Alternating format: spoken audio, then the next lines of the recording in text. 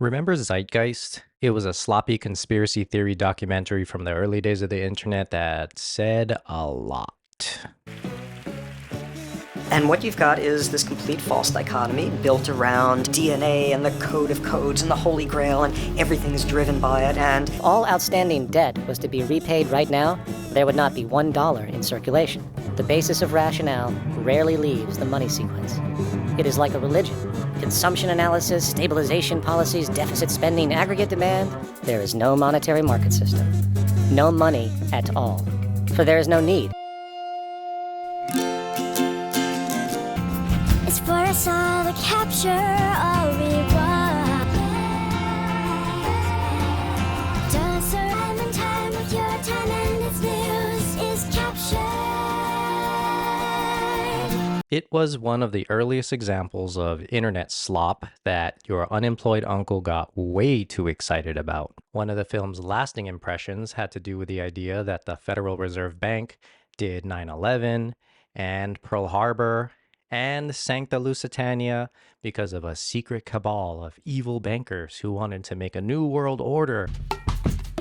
YouTube content police, if you could please, understand, just watch through this whole video. I don't believe any of that stuff.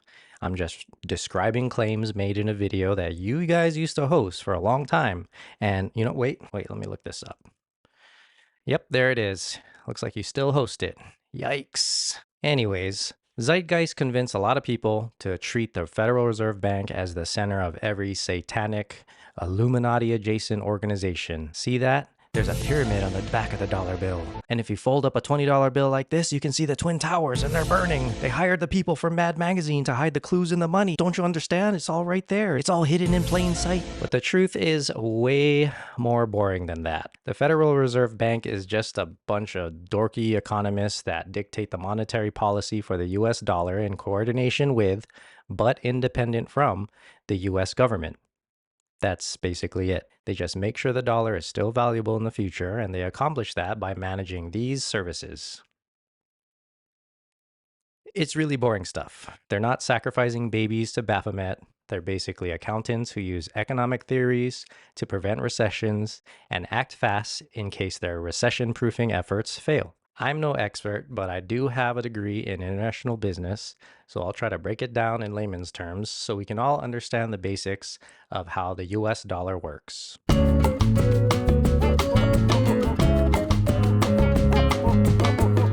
So, imagine you're at Chuck E. Cheese. If you want to play the games, you need to buy some tokens. Each one costs about 25 cents, and if you put the token in the Luigi's Mansion game, you get to play the game until the ghosts eventually take you out. And that's basically how currency works. You put the token in any one of the machines, and in exchange, you get a turn playing the game. If you're able to exchange a token for a different good or service, and the token serves no other purpose than its representation of a specific value, then that makes it money. Okay, thank you. I hope you enjoyed the video. I'm just kidding. It's not that simple. There's a lot that goes into it. I'll explain how money works, but first, let's just start with a common misconception. Sorry, that's not true. The currency is based on, and I quote, the full faith and credit of the United States government. That's not nothing. The US government, the largest and most powerful economy on earth, backs the dollar. That means it's worth something. Because they said so. More importantly, a whole lot of different people agree that it's worth something, and that's all you need for something to be worth something. I'm being serious. That's all you need.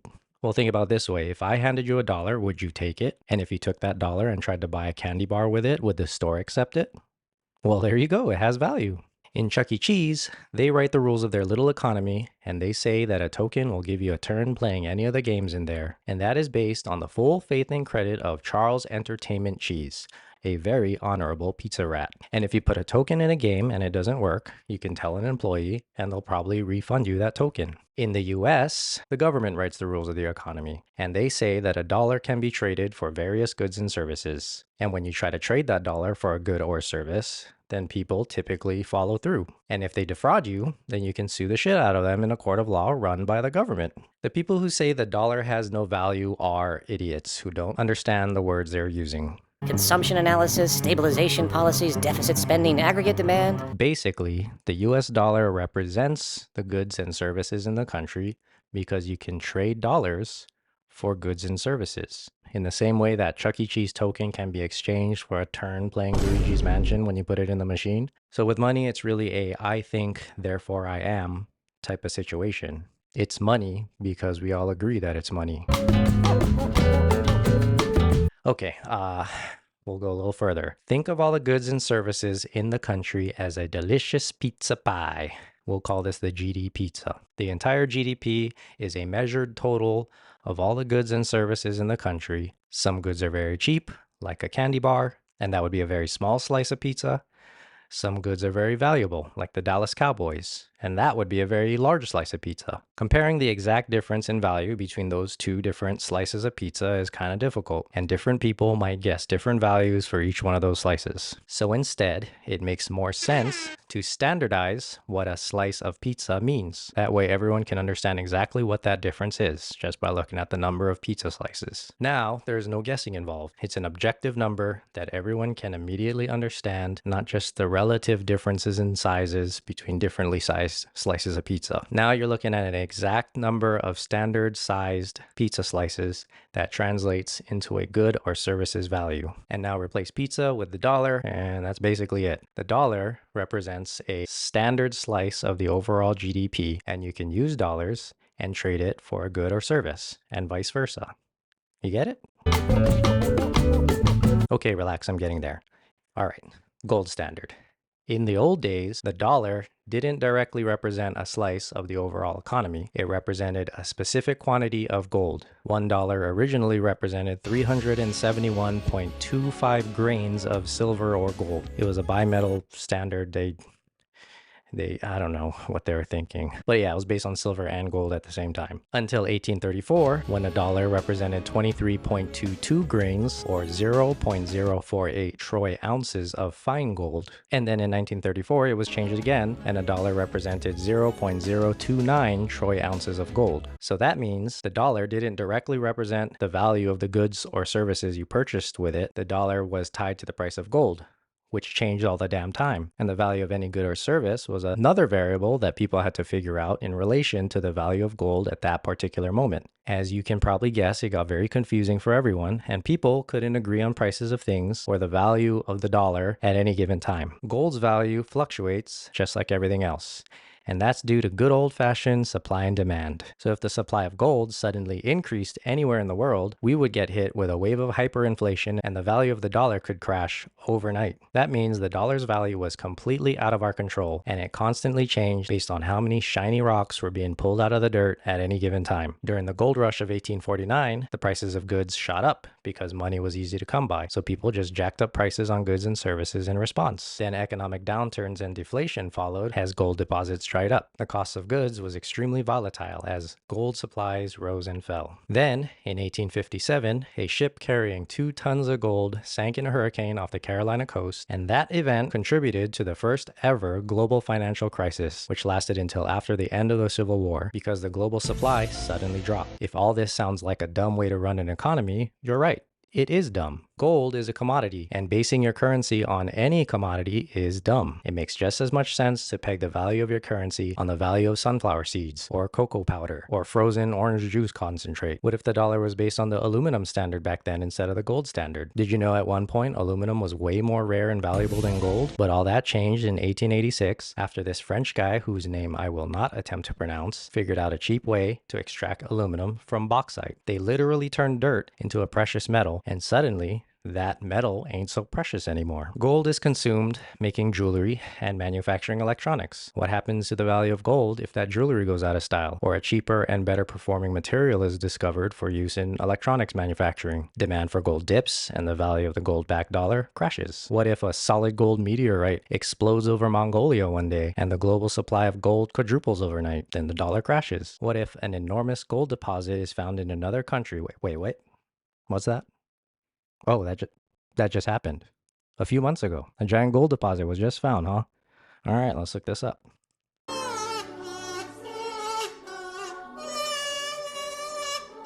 Well, Point proven. If our money was still based on the gold standard right now, then we would be in the middle of an economic catastrophe. As a side note, some people claim that JFK was killed because he really wanted to go back to the gold standard, and evil bankers wanted to stop him, so they killed him over it. We got off the gold standard because it made doing business nearly impossible because the value of the dollar was based on the commodity value of gold, and that was completely out of our control. Anyways, everybody knows that JFK was killed because after the Bay of Pigs debacle and the Cuban Missile Crisis, he went ahead and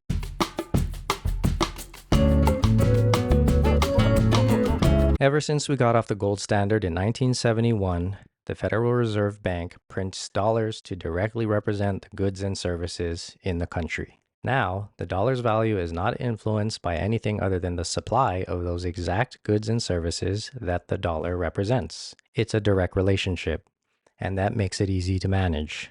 As the GDP grows, you print more money to represent that growth. They also issue bonds and set the bond interest rate to influence the economy, but I'm not going to talk about that today. It's just too goddamn boring. We can talk about that in another video, or better yet, you can just look it up yourself.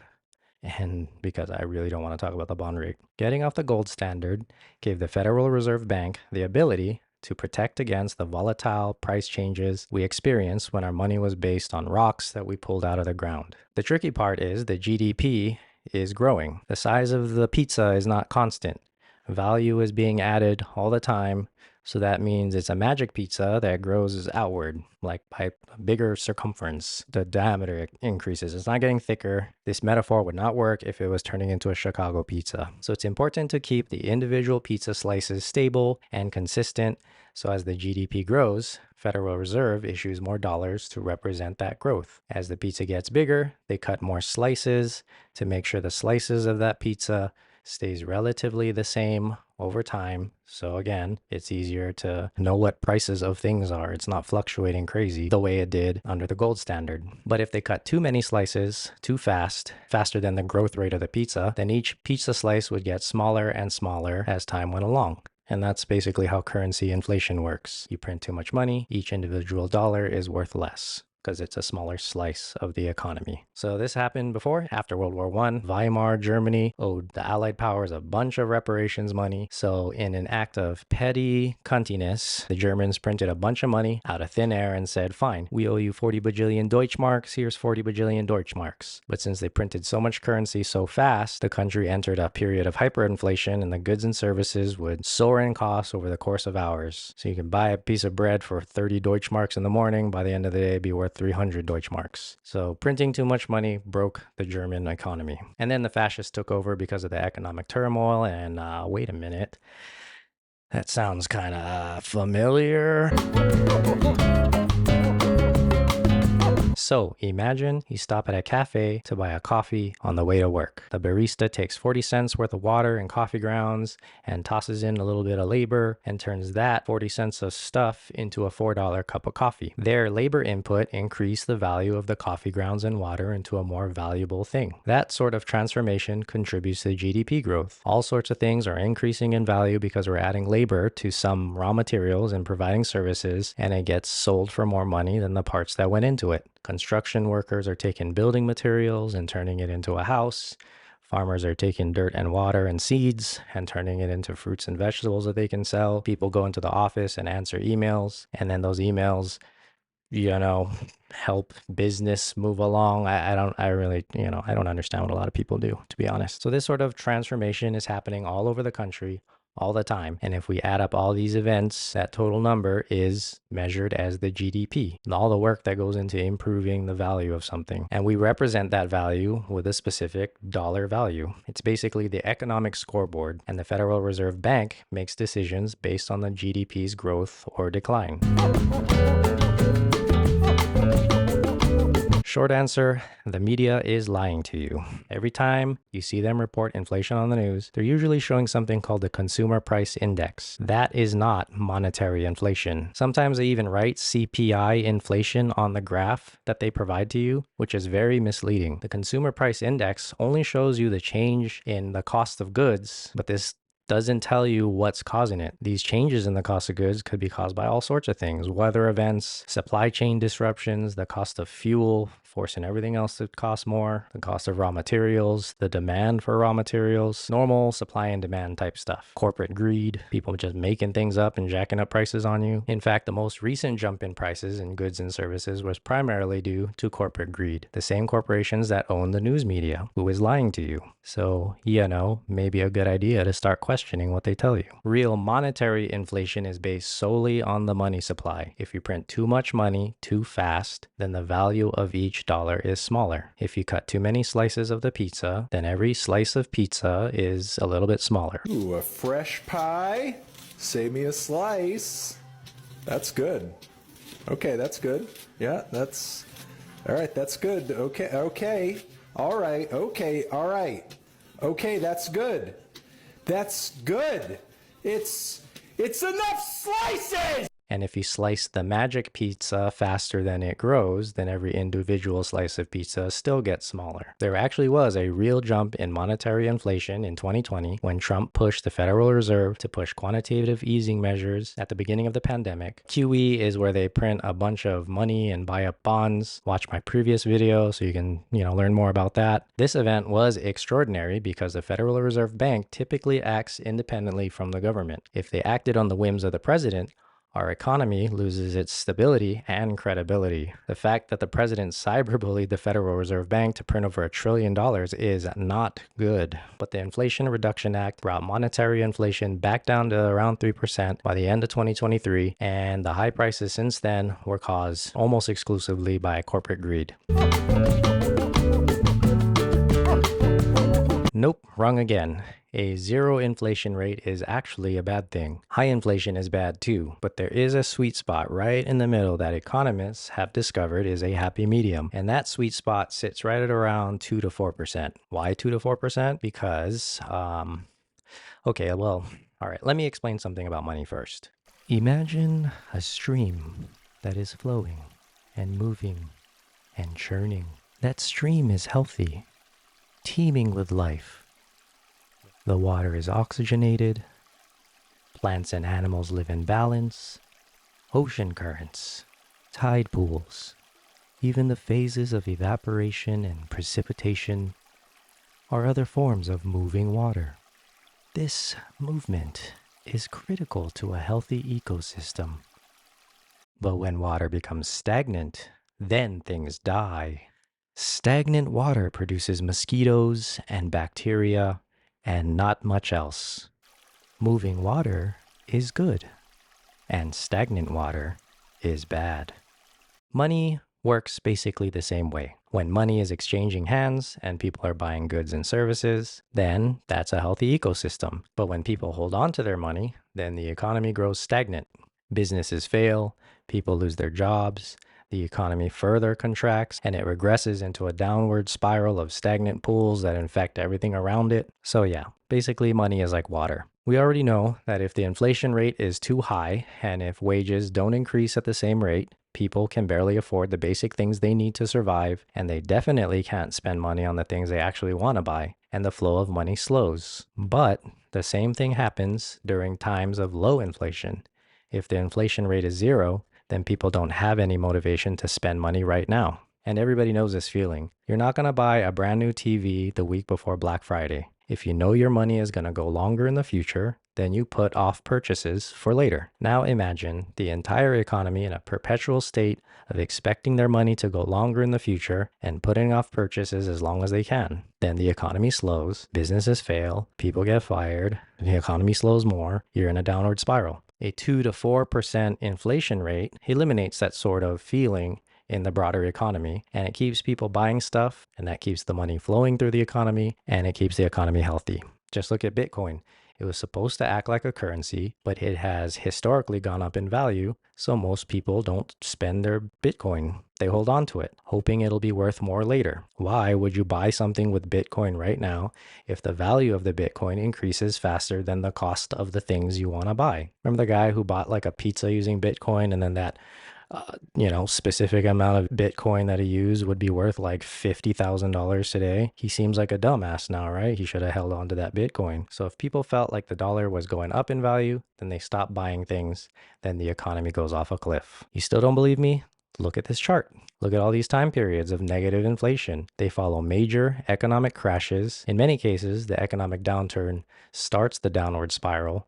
Then the currency deflation follows it, which causes further economic pain. So what breaks this spiral of crashes and recessions and toxic negative inflation? The Federal Reserve Bank. And they do that by printing money and handing it over to the government so they can decide what to spend it on. Things like infrastructure investment, government programs, federal employee pay, tax credits, and other incentives for people to, spend money, stimulus checks, things like that. I mean, they're called stimulus checks because they stimulate spending. It's right there in the name. So all of this spending gets people working and receiving paychecks. They spend that money towards stuff, and the private sector businesses are basically rescued from the downward spiral by all of this spending, and the flow of money is restored. By the way, I kind of want to talk about something real quick. If you watch the news, you'll notice that Doge is fighting waste by firing government employees. Well, do you know what a key component to every economic recovery is?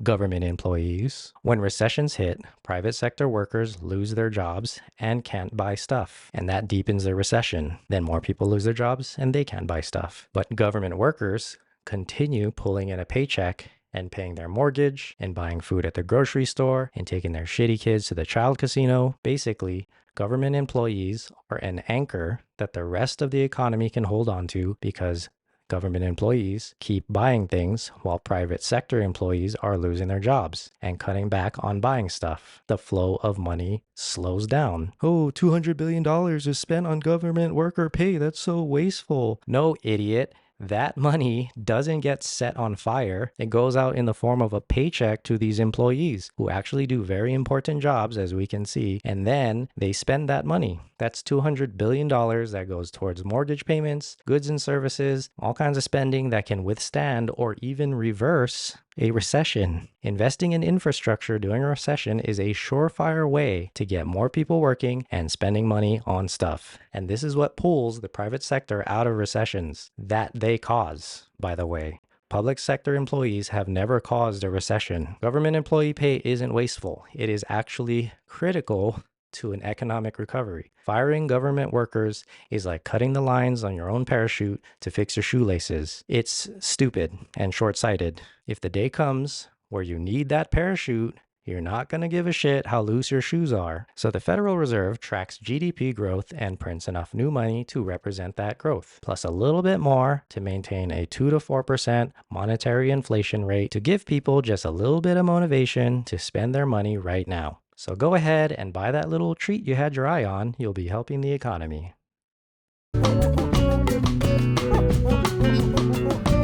Exactly. You're getting it, right? You're getting it? You're not getting it? Okay, all right. We'll give you one more example. So going back to Chuck E. Cheese, you go in, you buy a token for $0.25 and put it in the machine to play the game. Well, the token doesn't just vanish. A worker goes into that machine, takes it back out, and sells it again, right? So now that token with a 25-cent face value is actually worth 50 cents because it was sold twice, right? You understand? And that happens over and over again. And if that token stays in circulation long enough, an individual token with a 25-cent face value can be worth hundreds or even thousands of dollars to Chuck E. Cheese. But if somebody takes that token out of the Chuck E. Cheese and keeps it at home, it stops building value. It's of no use to Sir Charles Entertainment Cheese. And our dollar works basically the same way. If a brand new dollar goes towards paying for a cup of coffee, its value is $1. The coffee shop uses that dollar to pay the barista, and now the value of that dollar to the overall economy is $2 because it changed hands a second time. That barista takes some money from out of their paycheck and uses that dollar to pay their electric bill, and now the value is up to $3 because it changed hands again. And then the electric company uses that dollar to pay an electrician to upgrade the grid near town, and now it's up to $4. Even if somebody stashes that money in a savings account at some point in the flow, the bank uses that money to loan it out. to other people, and it continues to exchange hands and build in real value, even if it sits in a bank account. And that's why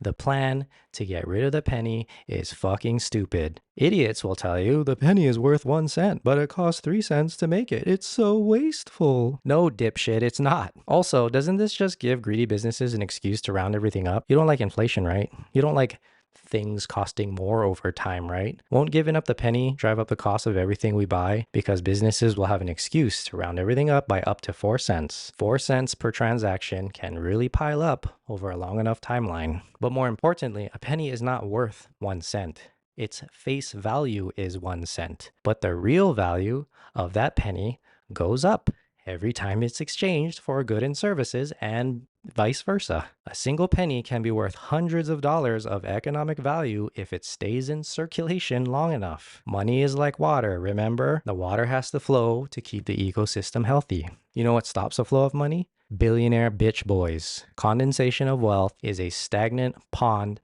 of mosquito water. Billionaires have more money than they could ever possibly spend. They don't want to spend any of it. They're greedy.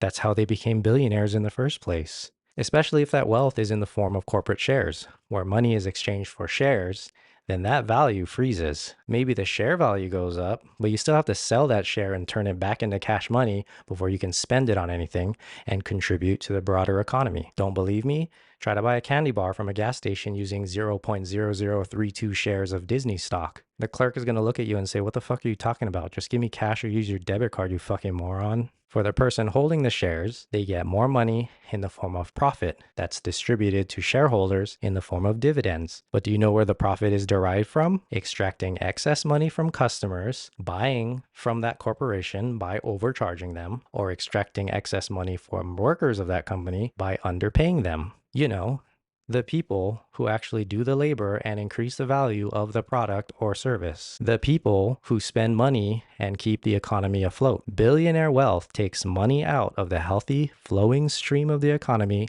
and turns it into a stagnant pond. Billionaire wealth does nothing to improve the economy. In fact, it stagnates the economy. The share value and dividends pile up in a bank account or a trust fund or like a private equity fund or anything like that, and money stops flowing within the economy. It's just like when someone removes the Chuck E. Cheese token from the children's casino. And no, I'm not just jealous of their success. I actually understand how condensation of wealth is a very bad thing. It is toxic for the economy. Working class people, on the other hand, are the economy. Spending money is the economy. Billionaires aren't spending money. The working class's success is the economy's success. Wrong again, bucko. Taxes actually accelerate the flow of money, at least the American system of taxes. Okay, all right, let me go on another rant real quick. All right, I need to explain something to those anti-tax patriot types who think taxation is theft. And the founding fathers launched a revolution against taxes. And my father never told me he's proud of me, and that makes me want to cry every night. Well, you're wrong. You're wrong about the first two. I don't know about the third one. That's none of my business. The founding fathers weren't against the concept of taxes. They didn't like the particular system of taxes they lived under while they were a British colony. Have you ever read the Constitution? Because right there in Article 1 it says, "The Congress shall have power to lay and collect taxes, duties, imposts, and excises to pay the debts and provide for the common defense and general welfare of the United States." So why the fuck would the founding fathers give Congress the power to collect taxes in the very beginning of the Constitution if they were against the very concept of taxes? Huh?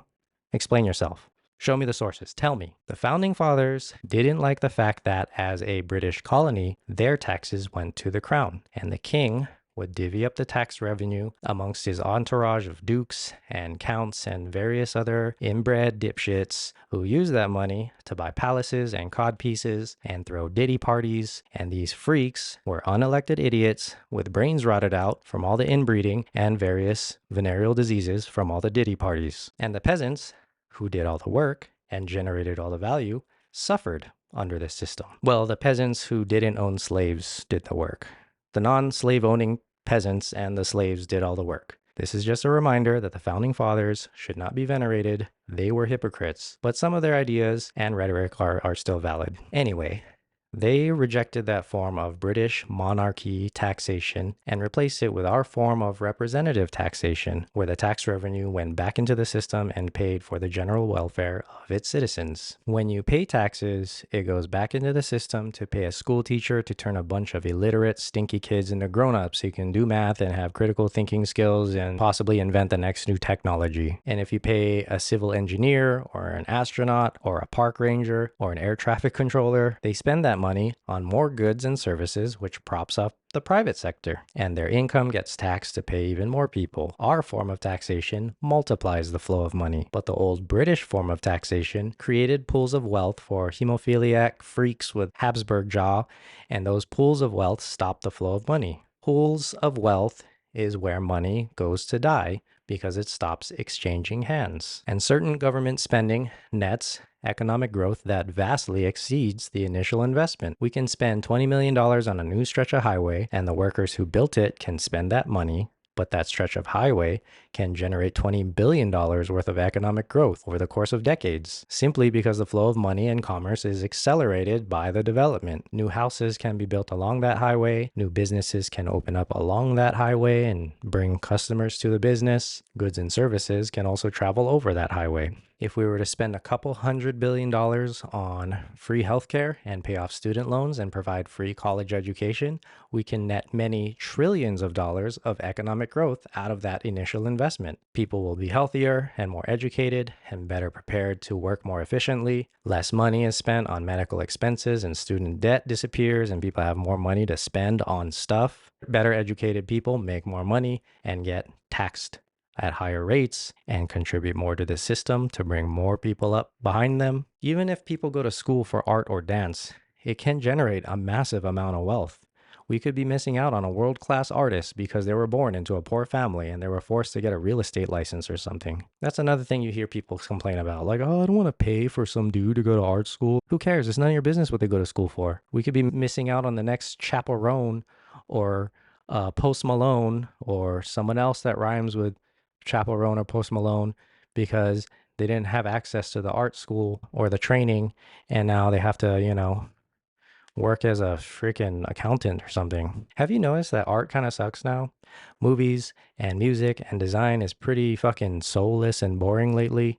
Well, that's because working class kids can't afford to go to art school anymore. The only people going to art and music and film school and breaking into these industries are bland rich kids who have never experienced real struggle, and we all know that good art comes from pain. The invention of hip hop can be traced back to a blackout in New York City back in 1977. The blackout allowed a bunch of kids to assume ownership of expensive electronic audio equipment. They played around with it and ended up creating hip hop. There's one example of how working class kids gaining access to the tools they need to create art kicked off a multi-billion-dollar industry. Suburban kids used to start punk bands, but Gen Z kids can't afford guitars or drums anymore, so they just make shit on pirated copies of FL Studio, and now all music kind of sounds the same. Jesus, I sound so old.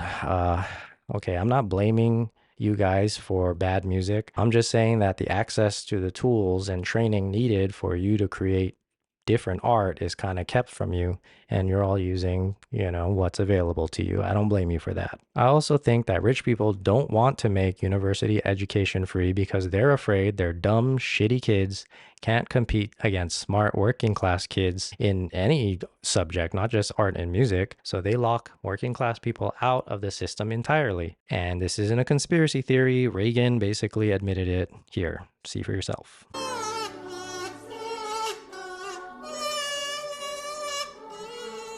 Speaking of wealthy assholes, low tax rates on billionaire freaks leads to more risky investments, which eventually lead to economic crashes.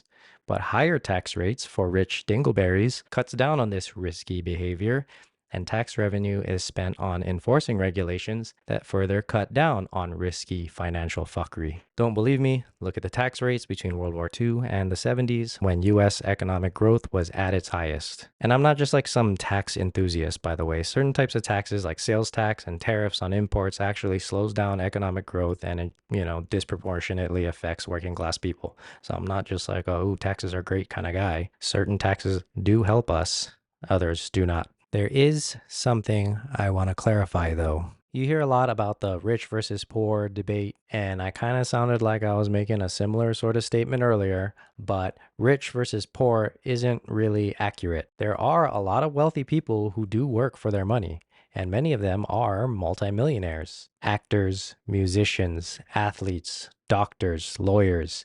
These people pay income taxes, often very high amounts of income taxes. And I don't want people to continue to begrudge these type of wealthy working individuals because they have to work for their money just like we do.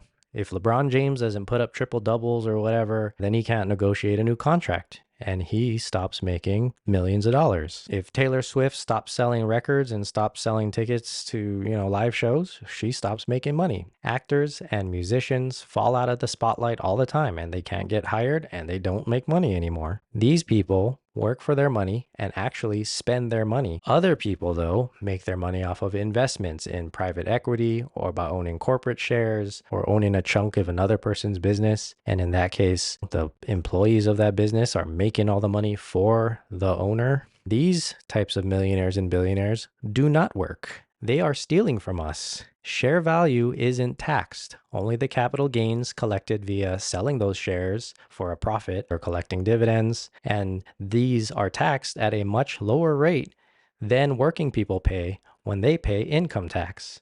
Capital gains tax is lower than income tax by a lot. And nearly every billionaire got their money off of these types of investments. And these billionaires have access to all sorts of tax deductions and credits that working people don't even have access to. And again, the working people create the value that they gobble up. Most millionaires and billionaires do not work for their money. Wall Street types that a lot of people look up to don't work. They're literally on welfare. They are literally sitting there and taking your money from you. So basically, what I'm trying to clarify is it's not really a rich versus poor debate. It's really the working class who work for their money versus the non-working wealthy class. The wealthy welfare class, I guess I'll call them. So that's the kind of distinction we should really focus on.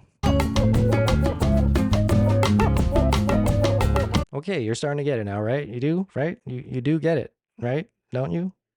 Okay, all right. Here's the truth.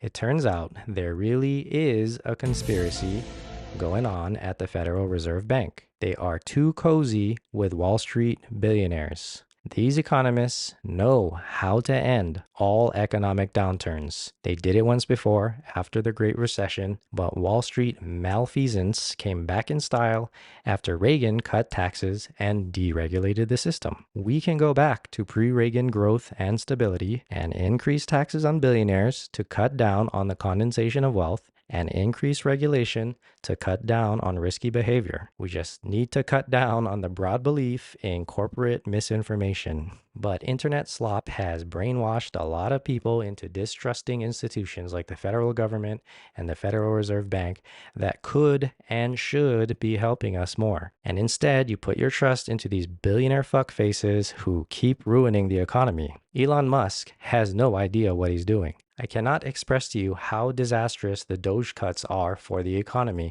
and I also hate him for making me say the word Doge. And the other cuts and deregulation on the table all but guarantee another economic crash. And tariffs are a regressive tax that hurts economic growth, stifling any recovery. These are provable facts that we have learned time and time again. The Wall Street billionaire system really is a rehash of the lord and peasant system we fought a whole ass revolutionary war to leave behind. Unfortunately, a lot of people have peasant brain. Too many people look up to idiots like Elon who were born rich, never worked a day in their life, derive their entire wealth from extracting it from working people like you and me, and make stupid, risky decisions that eventually implode the economy. And now, people like him have the keys to the regulatory system that should be keeping these dickheads in check. And some of you are even cheering him on as he throttles the economy off the cliff. It's pathetic. Like prima nocta levels of peasant brain. Surely my lord deserves to have my wife before I do. The king will smile upon me for my devotion to the crown. Bro, they're giving your girl back shots in there. Are you going to do something about it? Please, break out of the brainwashing. Billionaire wealth is stolen from you, the working people. The taxes we pay, income tax and payroll tax in particular, those are actually an investment into ourselves. Billionaire wealth, on the other hand, is taxes. The old lord and peasant style of taxes that takes the money we generate and hands it over to idiots who were born into wealth and power. Taxation is theft. Corporate dividends are theft. And once they have our money, most of it goes unspent because there's no possible way to spend all that money. The flow of money stops and the economy turns into a stagnant pool. Thanks for watching. I didn't cover a lot of stuff, to be honest, like the bond interest rate I mentioned earlier. I'm not going there, or the exchange rate, or other things the Federal Reserve can affect, because if I did, this video would be like 3 hours long. So I tried to stick to the topic of money, just money and how it flows. And it still ended up being like a very, I don't know, like 40 minutes, Jesus. And for that, I apologize. This is only my second video, so I really need to get this under control. I'll leave you with this. Stop being such a cucked, virgin, peasant loser. It's pathetic. Come on, like corporate billionaires do not deserve a ounce of your respect. They didn't earn anything. They were born rich, and their money is our money. They are enjoying our retirements. When they sit on their yacht in the Mediterranean, they are enjoying our collective retirements. That's our retirement that they're enjoying. Fuck that and fuck them. So I think my next video, I'll try to explain corporations and how they work. That is something that a lot of people don't understand because honestly, it is very complicated. It took me a while to figure it out. But once we understand how corporations work, why the corporate system is broken, so we can all work together to destroy that system and rebuild it in our image. Not with any violence or anything. I'm not trying to pull a Mangione on anybody or anything like that. I'm talking about legal, political movement type stuff. We're not taking the guillotines out from storage or anything like that. And we're just gonna, speak our mind and, demand change. Let's get that money so we can spend some money. And that is based on sound economic theory. Thank you.